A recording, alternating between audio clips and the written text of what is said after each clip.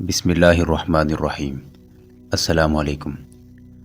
آپ کے دو نائب سالار جو ابو العباس کے کٹر حامی تھے، انہیں ہم نے دو جوان اور بڑی ہی خوبصورت عورتوں کے ذریعے اپنے اثر میں لے لیا ہے۔ آپ کو شاید معلوم نہیں تھا کہ یہ دونوں آپ کو اچھا نہیں سمجھتے تھے، اب وہ بھی آپ کو پسند کرنے لگے ہیں۔ اس کے علاوہ آپ کو اگر کوئی اور مدد چاہیے تو ہمیں بتا دیں، ہم آپ کو مالی مدد دے سکتے ہیں، اسلحہ دے سکتے ہیں، جانور دے سکتے ہیں۔ ابھی نہیں، الپتگین نے کہا۔ اگر آپ نے مجھے مدد دی تو خوارزم شاہ کو پتہ چل جائے گا۔ مجھے ایک بہانہ اور ایک موقع چاہیے تاکہ فوج کو اس کے خلاف بھڑکا سکوں اور اپنا حامی بنا لوں۔ میں نے خوارزم شاہ کا تختہ الٹ لیا تو آپ سے مدد لوں گا، اور میں ایک بار پھر کہہ دوں کہ ہمیں آپ سے کچھ نہیں لینا۔ دوسرے فرنگی نے کہا، ہمیں آپ کی صرف دوستی چاہیے، پھر ہم آپ پر ثابت کریں گے کہ کلیسا اور کعبہ میں کتنا پیار ہے۔ اس پیار میں سلطان محمود حائل ہے، محمود کا خاتمہ ضروری ہے۔ میں بھی یہی چاہتا ہوں، الپتگین نے کہا۔ محمود سلطنت غزنی کی توسیع چاہتا ہے۔ آپ کو شاید معلوم ہوگا کہ آپ کی فوج کسی مسلمان ملک کے خلاف تو نہیں لڑے گی، یہ غزنی کے خلاف بالکل ہی نہیں لڑے گی، فرنگی نے کہا۔ یہ سلطان محمود کی بہن کا کالجی کا اثر ہے۔ ہماری آنکھیں اس کمرے کے اندر تک دیکھ سکی ہیں جس میں ابو العباس اپنی پہلی دو بیویوں کو فراموش کر کے کالجی کے جادو میں اپنے ہوش کھو بیٹھا ہے۔ ابو العباس غزنی کو فوجی مدد دے دے گا، اس کے خلاف لڑے گا نہیں۔ دو بڑی دلکش لڑکیاں ان تینوں کو شراب پلا رہی تھی، اور الپتگین پر شراب کا نشہ کم اور لڑکیوں کا خمار زیادہ ہو رہا تھا۔ وہ بار بار ان لڑکیوں کو دیکھتا تھا۔ دونوں فرنگی اس پر خوارزم شاہی کا نشہ طاری کر رہے تھے۔ کالجی کے پاس غزنی سے ایک نیا ملازم آیا تھا جو جبیس نام کا ادھیڑ عمر آدمی تھا۔ کالجی نے ابو العباس کو بتایا تھا کہ یہ اس کا خاص ملازم تھا جسے اس کے بھائی سلطان محمود نے اس کے پاس بھیج دیا ہے۔ ابو العباس کو یہ ملازم بہت پسند آیا تھا۔ اس میں خاص قسم کی شائستگی، نفاست اور ذہانت تھی۔ وہ دوسرے ملازموں، خدمتگاروں اور خادماؤں پر نگرانی کرنے اور انہیں اپنے قابو میں رکھنے کی مہارت رکھتا تھا۔ ایک روز کالجی باغ میں بیٹھی تھی اور جبیس اس کے سامنے سر جھکائے اور ہاتھ نماز کی طرح باندھے کھڑا تھا۔ یہ انداز ایسا تھا جیسے وہ کالجی کی بات سن رہا ہو، مگر سن نہیں رہا، بول رہا تھا، اور کالجی سن رہی تھی۔ کوئی گڑبڑ ضرور ہے، جبیس کہہ رہا تھا۔ بخارا اور ہزاراسپ سے جو اطلاعیں آئی ہیں ان سے پتہ چلتا ہے کہ وہاں کی فوج پر کوئی شیطانی اثر کام کر رہا ہے۔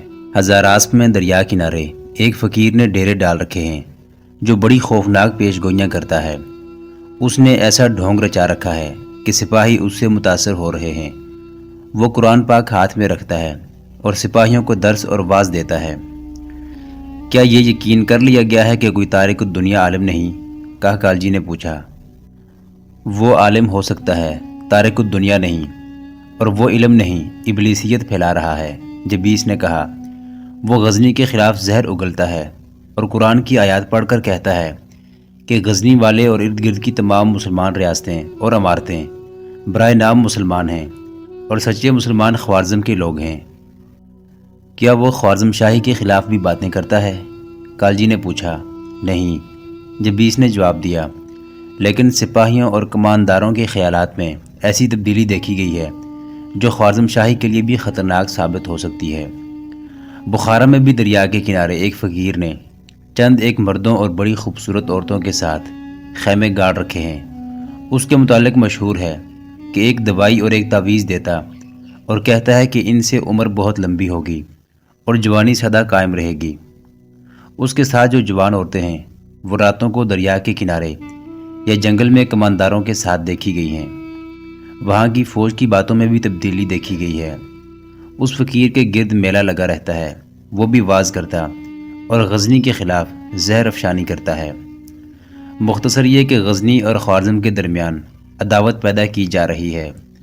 ہمارے آدمیوں نے دونوں چھاونیوں میں سپاہیوں کے ساتھ اٹھ بیٹھ کر اور ان فقیروں کے مرید بن کر ان کی باتیں سنی ہیں۔ وہی سپاہی جو فارغ رہ کر غلیظ اور فحش باتیں یا حرکتیں کیا کرتے تھے، اب غزنی کی اینٹ سے اینٹ بجانے کی باتیں کرتے رہتے ہیں۔ اس کے ساتھ ہی پتہ چلا ہے کہ وہاں بہت سی بدکار عورتیں پہنچ گئی ہیں۔ جو سپاہیوں کو خراب کر رہی ہیں۔ ہمارے ایک آدمی نے ایسی ایک عورت سے ملاقات کی ہے۔ اس نے بتایا ہے کہ یہ عورتیں صرف عصمت فروش نہیں بلکہ غزنی کے خلاف اور خوارزم شاہ ابو العباس کے خلاف زہر پھیلانے کا ایک ذریعہ ہیں۔ ان کا تعلق ان فقیروں کے ساتھ معلوم ہوتا ہے۔ ہمارے اس آدمی نے بتایا ہے کہ اس عورت نے اسے اندھیرے میں دریا کے کنارے لے جا کر اتنے پیار سے باتیں کی جیسے وہ اسے بچپن سے چاہتی ہو۔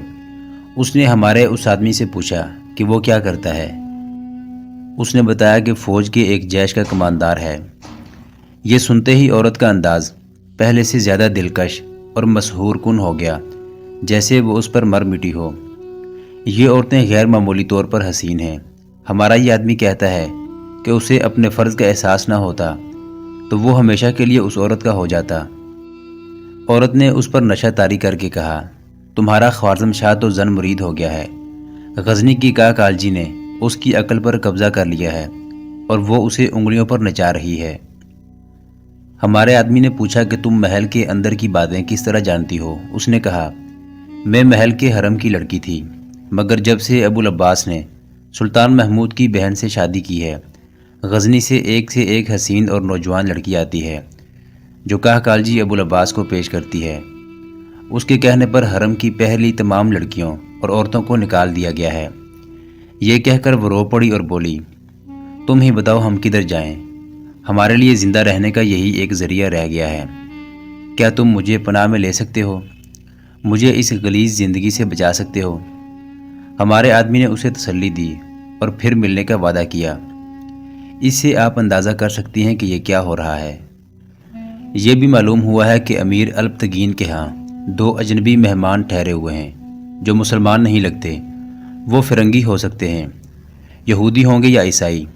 اب آپ ہمیں بتائیں کہ کیا کرنا چاہیے۔ کیا آپ خوارزم شاہ کو بتائیں گی کہ ان کے خلاف کوئی سازش ہو رہی ہے؟ نہیں، کالجی نے جواب دیا۔ انہیں بتایا تو میں ان کے اس سوال کا جواب نہیں دے سکوں گی کہ مجھے یہ باتیں کس طرح معلوم ہوئی ہیں۔ ابو العباس میرے ہاتھ میں ہے۔ میں انہیں کہہ سکتی ہوں کہ ہزاراسپ اور بخارا کے دستوں کو دارالحکومت میں بلا لیں اور ان کی جگہ یہاں کے دستے بھیج دیں تاکہ دستے ایک ہی جگہ پڑے اکتاہٹ محسوس نہ کریں۔ لیکن میں ایسا مشورہ اس لیے نہیں دوں گی کہ جس طرح وہاں کی فوج خراب ہو رہی ہے اسی طرح یہ دستے بھی وہاں جا کر ان فقیروں کا اثر قبول کر لیں گے۔ میرا مشورہ یہ ہے کہ ان دونوں فقیروں کو قتل کر دو۔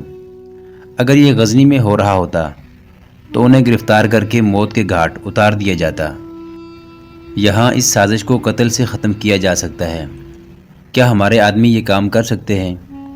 کر سکیں گے، جبیس نے کہا۔ ہمیں صرف حکم اور ہدایت کی ضرورت ہے، اور ایک آدمی غزنی کو روانہ کر دو جو سلطان کو یہ ساری باتیں بتائے جو تم نے مجھے سنائی ہیں، کا کالجی نے کہا، اور سلطان کو یہ بھی بتا دیا جائے کہ میرے کہنے پر ان دونوں فقیروں کو قتل کیا جا رہا ہے۔ اس سے اگلی رات ہزاراسپ سے باہر دریائے اوکسس کے کنارے فقیر کے خیمے کے باہر ہجوم چھٹ رہا تھا۔ رات بہت گزر گئی تھی۔ بعض آدمی عورتوں کے ساتھ دور چلے گئے تھے جہاں انہیں کوئی نہیں دیکھ سکتا تھا۔ 2 آدمی سب کے چلے جانے کے انتظار میں ادھر گھوم پھر رہے تھے۔ فقیر مشعل بجھا کر خیمے میں چلا گیا اور خیمے کے باہر صرف 2 آدمی رہ گئے۔ وہ اس طرح بیٹھے رہے جیسے انہیں یہیں رہنا تھا۔ ان سے کچھ دور 2 آدمی گھوم پھر رہے تھے۔ وہ ان آدمیوں کو دیکھتے رہے۔ معلوم ہوتا ہے یہ فقیر کے ساتھی محافظ ہیں۔ دور کے آدمیوں میں سے ایک نے کہا، یہ یہاں سے نہیں جائیں گے، یہ خیمے کے اندر چلے گئے تو ہم اپنا کام نہیں کر سکیں گے۔ دوسرے نے کہا، ایک طریقہ آزماتے ہیں۔ پہلے نے کہا، تم ان کے پاس چلے جاؤ اور اپنے آپ کو کماندار ظاہر کر کے ان سے فقیر کی باتیں اس طرح پوچھو جیسے تم فقیر سے بہت متاثر اور مرعوب ہو۔ میں اپنا کام کر دوں گا۔ دوسرا آدمی ان 2 آدمیوں کے پاس جا کھڑا ہوا اور اپنے ساتھی کے کہنے کے مطابق ان کے ساتھ باتیں کرنے لگا۔ اس نے جب کہا کہ وہ کماندار ہے تو دونوں آدمیوں نے اس کے ساتھ دلچسپی سے باتیں شروع کر دیں۔ اس نے کہا کہ فقیر شاید سو رہا ہوگا، اس لیے ہمیں پرے چلنا چاہیے، ہماری باتیں انہیں بے آرام کریں گی۔ وہ انہیں پرے لے گیا۔ فقیر نے خیمے کے دونوں طرف کے پردے گرا لیے تھے اس کا ساتھی جو اندھیرے میں کھڑا تھا آہستہ آہستہ خیمے کی پچھلی طرف چلا گیا اور بیٹھ گیا۔ پھر پیٹ کے بل لیٹ کر اس نے پردے کے نیچے سے اندر دیکھا۔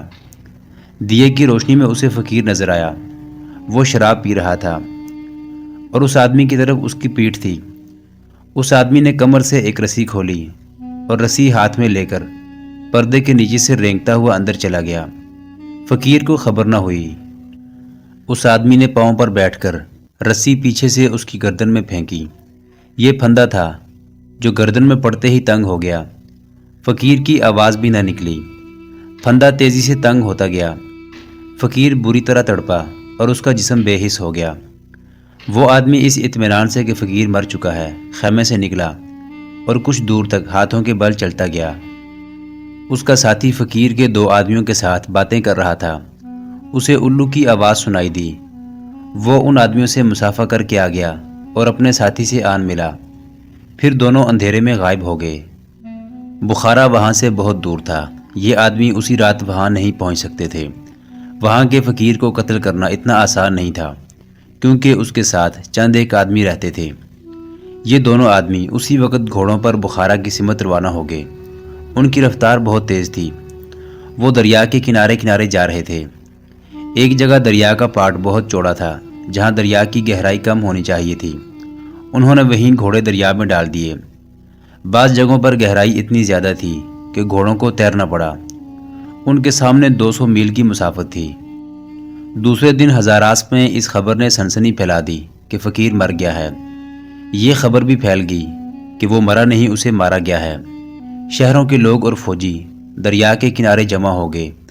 وہاں یہ خبر آگ کی طرح پھیل گئی کہ فقیر کو غزنی والوں نے قتل کیا ہے اور قاتلوں نے قرآن پاک کی توہین کی ہے۔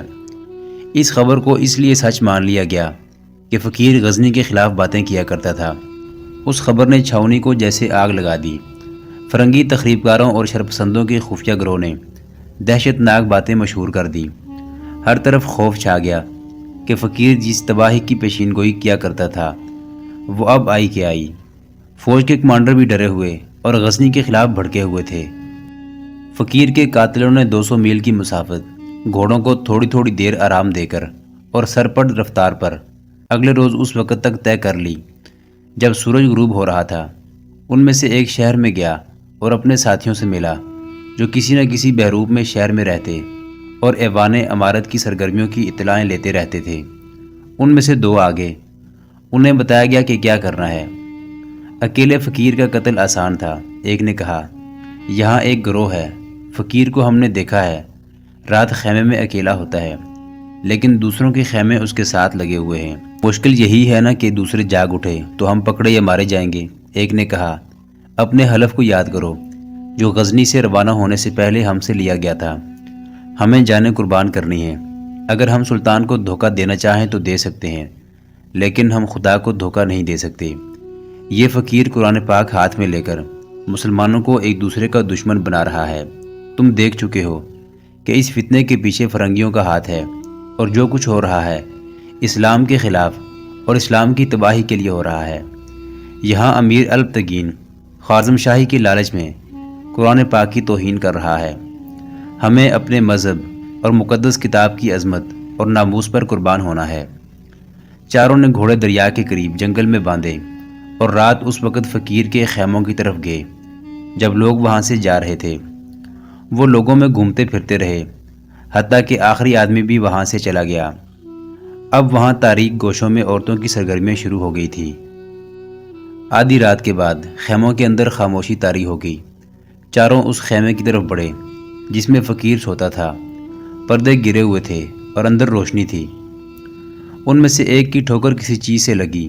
یہ چھوٹا سا مٹکا تھا۔ اس آدمی نے بو سے پہچان لیا کہ اس میں مشعلوں اور دیوں کا تیل ہے۔ اس نے مٹکا اٹھا لیا۔ 2 آدمی فقیر کے خیمے کے پردے کے ساتھ بیٹھ گئے۔ ان کے ہاتھوں میں بڑے خنجر تھے۔ پردہ ذرا ہٹا کر دیکھا۔ فقیر نیم برہنہ تھا اور اس کے پاس ایک نیم برہنہ جوان لڑکی تھی۔ فقیر شراب کے نشے میں بدمست ہوا جا رہا تھا۔ دونوں آدمیوں نے پردوں کی رسی کھینچی اور اندر چلے گئے۔ فقیر اور لڑکی نے ادھر دیکھا مگر ان کے منہ سے کوئی آواز نکلنے سے پہلے ہی ایک آدمی نے لڑکی کے منہ پر دوسرے نے فقیر کے منہ پر ہاتھ رکھ کر دونوں کو گرا دیا اور ہاتھ دبائے رکھے۔ لڑکی ایسے تنومند مرد کے آگے کچھ بھی نہیں تھی اور فقیر کی طاقت شراب نے سلب کر رکھی تھی۔ خنجر دونوں کے دلوں میں اتر گئے، دو دو وار دل کے مقام پر کیے گئے اور دونوں جلدی ہی ختم ہو گئے۔ ان کے دو ساتھی باہر کھڑے تھے، ان میں سے ایک کے پاس تیل کا چھوٹا سا مٹکا تھا۔ ان کا کام ہو چکا تھا، انہیں اب نکل جانا چاہیے تھا، لیکن مٹکے والے آدمی نے انتقام سے بے قابو ہو کر فقیر کے خیمے کے اندر اور دوسرے خیموں کے پردوں پر تیل چھڑکنا شروع کر دیا۔ اندر والے اتنی گہری نیند سوئے ہوئے تھے کہ انہیں پتہ نہ چل سکا۔ فقیر کے خیمے کے دیے سے ایک کپڑے کو آگ لگا کر تمام خیموں کو آگ لگا دی گئی۔ تیل کی وجہ سے خیمے فوراً ہی آگ کی لپیٹ میں آ گئے۔ اندر والوں کی چیخ و پکار بلند ہونے سے پہلے ہی چاروں آدمی گھوڑوں پر سوار ہو کر غائب ہو گئے۔ کاہا کالجی کو جلدی ہی اطلاع دے دی گئی کہ دونوں فقیروں کا کام تمام کر دیا گیا ہے، مگر بخارا میں جو دستے مقیم تھے ان کا رد عمل شدید تھا۔ وہاں بھی یہی پروپیگنڈا کیا گیا کہ یہ غزنی والوں کی کارستانی ہے۔ فوج غزنی اور سلطان محمود کے خلاف بھڑک اٹھی۔ سلطان محمود کو اطلاعیں 2-3 دنوں کے وقفے سے ملی۔ پہلی اطلاع اسے وہی ملی جو کاہا کالجی کے ملازم نے اسے تفصیل سے سنائی تھی، اسی تفصیل سے سلطان محمود کو سنائی گئی۔ دوسری اطلاع یہ ملی کہ کاہا کالجی کے حکم سے دونوں فقیروں کو قتل کر دیا گیا ہے۔ سلطان سوچ ہی رہا تھا کہ اسے کیا کرنا چاہیے کہ جرجانیہ سے کالجی کا بھیجا ہوا ایک اور آدمی غزنی پہنچا۔ اس نے سلطان محمود کو بتایا کہ ابو العباس کے صوبہ بخارا کے امیر الپتگین نے فرنگیوں کی پشت پناہی سے بغاوت کی تیاری مکمل کر لی ہے اور 2 سالاروں ابو اسحاق اور خمرتاش نے بخارا اور ہزاراسپ کے دستوں کو ابو العباس کے خلاف متنفر کر دیا ہے۔ ابو العباس کی حمایت میں وہی فوج ہے جو اس کے دارالحکومت جرجانیہ میں ہے، مگر ان چند ایک دستوں کا بھی کوئی بھروسہ نہیں۔ سلطان محمود نے اسی وقت ابو العباس کے نام پیغام لکھوایا، جس کے الفاظ مورخوں کے مطابق کچھ اس طرح تھے: میرا خیال ہے کہ آپ اپنے ملک کی اس صورتحال کو نہیں سنبھال سکیں گے۔ آپ نو عمر اور نہ تجربہ کار ہیں۔ پیشتر اس کے کہ آپ کا تختہ الٹ دیا جائے یا آپ باغیوں کے ہاتھوں قتل ہو جائیں۔ مجھے آپ کی مدد کو پہنچ جانا چاہیے، لیکن یہ اسی صورت میں ممکن ہو سکتا ہے کہ آپ خود مختار اور آزاد رہتے ہوئے سلطنت غزنی کی اطاعت قبول کر لیں اور خطبے میں میرا نام شامل کر دیں۔ میں آپ کی آزادی برقرار رکھوں گا۔ اس سے آپ کو ہی فائدہ پہنچے گا کہ آپ کو میری مدد حاصل ہوگی اور میں اپنی فوج کے بہترین دستے آپ کے دارالحکومت میں آپ کی خارزم شاہی کی حفاظت کے لیے رکھ سکوں گا۔ میں آپ کو خبردار کرتا ہوں کہ آپ کو اگر مشورہ لینے کی ضرورت ہو تو اپنے وزیر ابو الحارث سے مشورہ لیجئے گا۔ آپ اس قدر ناتجربہ کار ہیں کہ آپ کو یہ بھی معلوم نہیں کہ آپ کے ارد گرد کیا ہو رہا ہے، اور مجھے سینکڑوں میل دور غزنی میں پتہ چل گیا ہے کہ آپ تنہا رہ گئے ہیں۔ میں امید رکھوں گا کہ آپ سوچنے میں زیادہ وقت صرف نہیں کریں گے۔ مشہور مورخ بہقی نے لکھا ہے کہ خوارزم شاہ ابو العباس کو جب یہ پیغام ملا تو اس نے اپنے وزیر اور مشیروں کا اجلاس بلایا، جس میں الپتگین، سالار ابو اسحاق اور سالار خمرتاش بھی تھے۔ ابو العباس نے سلطان محمود کی اطاعت قبول کرنے کی حمایت کی۔ اس نے پیغام کسی کو نہ دکھایا۔ اجلاس میں صرف یہ مسئلہ پیش کیا گیا کہ سلطان محمود نے اس کی اطاعت قبول کرنے اور خطبے میں اس کا نام شامل کرنے کو کہا ہے۔ اجلاس میں سب نے اس کی مخالفت کی۔ بہقی نے یہ بھی لکھا ہے کہ اس پیغام کی اطلاع فوج کو بھی مل گئی اور فوج نے اس کی مخالفت میں بغاوت کر دی۔ ابو العباس نے سپاہیوں میں سونے کے ٹکڑے تقسیم کر کے انہیں ٹھنڈا کیا۔ اجلاس ایک بار پھر بلایا گیا، جس میں ابو العباس نے سب کو بتایا کہ اس نے فیصلہ کیا ہے کہ اگر سلطان محمود خوارزم پر حملہ کرے تو ترکستان کے قوانین سے مدد لی جائے، لہذا ان کے ساتھ دوستی اور تعاون کا معاہدہ کیا جائے اور اسے خفیہ رکھا جائے۔ بہقی نے ہی لکھا ہے، سلطان محمود کو اپنے جاسوسوں سے اطلاع ملی کہ ابو العباس ترکستان کے ساتھ فوجی نوعیت کا معاہدہ کر رہا ہے۔ سلطان محمود اپنی 1,00,000 نفری کی فوج اور 500 ہاتھی لے کر خوارزم کی سرحد کے قریب بلخ میں چلا گیا اور ابو العباس کو پیغام بھیجا کہ وہ اس کی اطاعت قبول کرے، ورنہ اس کے ملک پر حملہ کر دیا جائے گا۔ ترکستان کے قوانین سلطان محمود کے مقابلے میں ابو العباس کو فوجی مدد دینے سے گھبرا گئے۔ انہوں نے بلخ آ کر سلطان محمود سے درخواست کی کہ وہ خوارزم پر حملہ نہ کرے۔ سلطان محمود کسی کی سننے والا نہیں تھا، نہ مانا، اور اس نے اپنا مطالبہ برقرار رکھا۔ ترکستان کے قوانین نے ابو العباس خوارزم شاہ کو اس پر رضامند کر لیا کہ وہ سلطان کی اطاعت قبول کر لے اور خطبے میں اس کا نام شامل کر لیا جائے۔ سلطان محمود اپنا مطالبہ پورا ہونے پر اپنی فوج واپس لے گیا۔ دوسرے مورخین نے، جن میں عتبی، ابن الاسیر اور گردیزی خاص طور پر قابل ذکر ہیں، اس واقعے کو تفصیل سے بیان کیا ہے۔ خیال رہے کہ عتبی، جس کا پورا نام ابو نصر محمد العتبی تھا، سلطان محمود کے دور کا وقائے نگار تھا، اور سلطان محمود نے اسے کئی بار اپنا سفیر اور ایلچی بنا کر دوسرے ملکوں میں بھیجا تھا۔ اس کی کتاب الیمینی اس کے ذاتی مشاہدات پر لکھی گئی ہے اور محمود غزنوی کے حالات و واقعات پر ایک مستند دستاویز کی حیثیت رکھتی ہے۔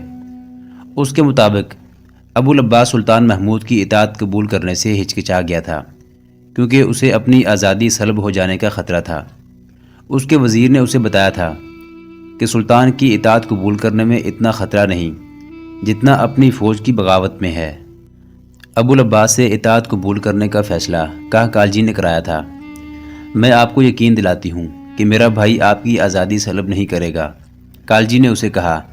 وہ آپ کو اپنا اتحادی بنانا اور آپ کو بغاوت سے بچانا چاہتا ہے۔ میں سمجھ نہیں سکا کہ کون بغاوت کر رہا ہے، ابو العباس نے کہا۔ مجھے اپنی فوج پر اعتماد ہے۔ مگر فوج میں آپ کا اعتماد ختم کر لیا گیا ہے، کالجی نے کہا۔ کس نے ختم کیا ہے؟ آپ کے امیر البتگین نے، کالجی نے کہا۔ آپ کے سسر ابو اسحاق نے، خمرتاش نے اور ان کے در پردہ فرنگی دوستوں نے۔ آپ کی بادشاہی سلطان محمود کی مدد کے بغیر قائم نہیں رہ سکے گی۔ مجھ سے دھوکے فریب کی توقع نہ رکھو ابو العباس، اپنی خوش فہمیوں کے دھوکے میں نہ رہو، سلطان کی اطاعت قبول کر لو۔ ابو العباس نے سلطان کی اطاعت قبول کر لی اور خطبے میں سلطان محمود کا نام شامل کرنے کا اعلان کر دیا۔ جب یہ شاہی حکم نامہ ہزاراسپ اور بخارا پہنچا تو وہاں جیسے جنگل کو آگ لگ گئی ہو۔ البتگین نے بخارا کی فوج کے چھوٹے بڑے کمانڈروں کو بلا کر انہیں کہا کہ فقیر جس تباہی سے خبردار کرتے رہے ہیں وہ غزنی کی فوج کی صورت میں آ رہی ہے۔ ہم اس تباہی کو روک سکتے ہیں، ورنہ ہم سب اور تمہاری مستورات غزنی کی درندہ صفت اور لٹیری فوج کی غلام ہو جائیں گی۔ ہندوستان سے زر و جواہرات لوٹ کر لانے والا سلطان محمود اب خوارزم کو لوٹنے اور یہاں کی بیٹیوں کو لونڈیاں بنا کر غزنی لے جانے آ رہا ہے۔ اسے خوارزم شاہ ابو العباس خود بلا رہا ہے۔ ہمیں سب سے پہلے خوارزم شاہی ختم کر کے فوج کی حکومت قائم کرنی ہے۔ اپنے سپاہیوں سے کہہ دو کہ جو فقیر تمہیں غیب کی باتیں بتانے آئے تھے اور جنہوں نے تمہاری قسمت بدل دینے کا وعدہ کیا تھا، ان کے قاتل تمہاری قسمت کو تباہ کرنے آ رہے ہیں۔ ہزاراسپ میں ابو اسحاق اور خمرتاش نے بھی اپنے دستوں کو اسی طرح بھڑکا دیا۔ چند دنوں بعد شام کو ابو العباس اپنے خاص کمرے میں بیٹھا تھا۔ ایک قاصد نے آ کر اسے پیغام دیا کہ ترکستان کے 4 خوانین آئے ہیں، ان کے ساتھ امیر البتگین بھی ہے۔ انہوں نے چشمے والے باغ میں قیام کرنا پسند کیا ہے۔ امیر البتگین نے ان کی عزت افزائی کے لیے مشورہ بھیجا ہے کہ خوارزم شاہ یہاں آ کر ان کا استقبال کریں۔ ابو العباس نے سواری تیار کرنے کا حکم دیا۔ کالجی کو پتہ چلا کہ ابو العباس کہیں جا رہا ہے تو دوڑی آئی اور پوچھا کہ کہاں جا رہا ہے۔ ابو العباس نے اسے بتا دیا۔ کالجی نے اسے جانے سے روکا۔ ترکستان کے مہمان آئے ہیں، اس نے کالجی سے کہا۔ میں ان کی عزت کرنا چاہتا ہوں۔ البتگین ان کے ساتھ آیا ہے۔ نہ جاؤ، کالجی نے گھبراہٹ کے عالم میں کہا۔ البتگین نے قاصد کیوں بھیجا ہے، خود کیوں نہیں آیا؟ تم گھبرا کیوں گئی ہو کالجی؟ خدا کے لیے نہ جاؤ ابو العباس، میرا دل ڈوب رہا ہے۔ کالجی نے اس کا ہاتھ پکڑ کر کہا، میں نے تمہیں جانے سے کبھی نہیں روکا، نہ جاؤ، مصروفیت کا بہانہ کر دو۔ کیا میں عورت ہوں؟ آج ایک عورت کی بات مان جاؤ۔ کالجی کے آنسو نکل آئے۔ نہ جاؤ، مجھے کوئی خطرہ نظر آ رہا ہے۔ ابو العباس نے ہنس کر کہا، محبت میں اتنا وہمی اور جذباتی نہیں ہونا چاہیے۔ مجھے میری حیثیت سے نہ گراؤ کالجی، وہ میرا انتظار کر رہے ہوں گے۔ کالجی بہت ہی جذباتی ہو گئی تھی، یہاں تک کہ ابو العباس باہر نکلا تو وہ اس کے پیچھے دوڑی، مگر ابو العباس کی بگی محافظوں کے جلوس میں جا چکی تھی۔ کالجی کی جذباتی حالت ایسی کبھی نہیں ہوئی تھی۔ اس کا ملازم اور خادمہ اسے بہلانے لگے لیکن اس کی گھبراہٹ اور بے چینی بڑھتی گئی۔ زیادہ دیر نہیں گزری تھی کہ محل کے ارد گرد بہت سے گھوڑے دوڑنے کی آوازیں اور نعرے سنائی دینے لگے۔ کالجی اس امید پر دوڑتی باہر گئی کہ ابو العباس آ گیا ہے، مگر یہ فوجی سوار تھے جو محل کو گھیرے میں لے رہے تھے اور وہ نعرے لگا رہے تھے، زن مرید خوارزم شاہ کو ختم کر دیا گیا ہے، غزنی کا غلام جہنم واصل ہو گیا ہے، خوارزم شاہ الپتگین زندہ باد۔ کالجی کا دماغ چکرا گیا، وہ اپنے کمرے میں چلی گئی۔ ذرا سی دیر محل میں عدم بپا ہو گیا۔ سب سے پہلے ابو العباس کے وزیر ابو الحارث کو قتل کیا گیا، مشیروں کو باہر نکال کر ان کے سر تن سے جدا کر دیے گئے۔ محل کے اندر اور باہر ہزار اسب اور بخارا کے فوجی دستے پھیل گئے۔ الپتگین کے حکم سے لوٹ مار نہ ہوئی۔ ابو العباس کے حامیوں کو پکڑا جا رہا تھا اور انہیں باہر لے جا کر قتل کیا جا رہا تھا۔ جرجانیہ میں جو دستے تھے ان میں سے ایک دو نے مزاحمت کی کوشش کی، لیکن ان کی نفری اتنی تھوڑی تھی کہ ان سے فوراً ہی ہتھیار ڈلوا لیے گئے۔ انہیں مزاحمت کا حکم دینے والے ایک نائب سالار اور اس کے ماتحت کمانداروں کو قتل کر دیا گیا۔ الپتگین نے خوارزم شاہ کی حیثیت سے قصر شاہی میں داخل ہوا۔ وہ خود ساختہ بادشاہ تھا۔ اس نے حکم دیا کہ تمام ملک میں اس کی خوارزم شاہی اور ابو العباس کی موت کا اعلان کر دیا جائے۔ ابو العباس کو اس دھوکے سے باہر بلا کر کہ ترکستان کے قوانین آئے ہیں قتل کر دیا گیا تھا۔ بغاوت بہت جلدی کامیاب ہو گئی۔ بہکی اور گردیزی کے مطابق یہ واقعہ 15 شوال 407 ہجری بمطابق 17 مارچ 1017 عیسوی کا ہے۔ فوج محل کی حدود میں داخل ہوئی تو کالجی کے خاص ملازم نے، جو دراصل غزنی کا جاسوس تھا، اس کو خطرے میں دیکھا اور دوڑتا ہوا اس کے کمرے میں گیا۔ وہ روتے ہوئے کہہ رہی تھی، میں نے اسے روکا تھا، اسے موت لے گئی تھی۔ ملازم نے اسے تسلی دی کہ وہ اسے وہاں سے نکال لے جانے کی پوری کوشش کرے گا۔ کالجی نے اپنا شاہانہ لباس اتار کر بالکل سادہ کپڑے پہن لیے اور سر پر اوڑھنی لے لی۔ ملازم نے اسے اس لباس میں دیکھ کر کہا کہ وہ اسے ابھی نکال لے جائے گا، مگر وہ کمرے کے دروازے میں ہی پہنچے تھے کہ باغی سالار ابو اسحاق کی بیٹی الجوری آ گئی۔ وہ ابو العباس کی دوسری بیوی تھی۔ تمہاری خوارزم شاہی ختم ہو چکی ہے کالجی، الجوری نے طنزیہ کہا۔ بھاگ کے کہاں جا رہی ہو؟ باہر نکلو گی تو قتل ہو جاؤ گی یا تمہیں فوجی گھسیٹ کر لے جائیں گے۔ اب حکومت تمہاری نہیں فوج کی ہے۔ میں تمہاری حفاظت کا انتظام کر دیتی ہوں، میرے ساتھ آؤ، میں تمہیں حرم میں داخل کر دوں گی، وہاں تمہیں قتل نہیں کیا جائے گا۔ اگر چاہو تو میرے باپ کے ساتھ شادی کر لو، تم غزنی نہیں جا سکو گی۔ الجوری، کالجی نے بے خوف آواز میں کہا، مجھے غزنی جانے کی کوئی جلدی نہیں، غزنی والے یہاں آ جائیں گے۔ وہ اچانک گرج کر بولی، نکل جاؤ یہاں سے، میں اب بھی شہزادی ہوں، سلطان غزنی کی بہن ہوں، اور تم کس باپ کی بیٹی ہو؟ نمک حرام سالار کی، جسے بادشاہی کی ہوس نے اپنے انجام سے بے خبر کر دیا ہے۔ جاؤ، انہیں کہو مجھے قتل کر دیں، مجھے قید میں ڈال دیں، پھر اپنے باپ کا اور خود ساختہ خوارزم شاہ کا انجام دیکھ لینا۔ الجوری ہونٹوں پر طنزیہ مسکراہٹ لیے باہر نکل گئی۔ ملازم نے کالجی سے کہا کہ آؤ، یہاں سے نکلنے کی کوشش کریں۔ نہیں جبیس، کالجی نے کہا، میں فرار نہیں ہوں گی، میں اس فریب کار خوارزم شاہ کا سامنا کرنا چاہتی ہوں۔ وہ ادھر کو چل پڑی۔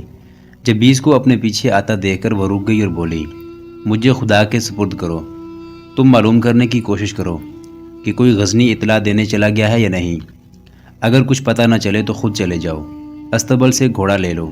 الپتگین اسی تخت نما مسند پر بیٹھا احکام دے رہا تھا جس پر تھوڑی دیر پہلے تک ابو العباس بیٹھا رہا تھا۔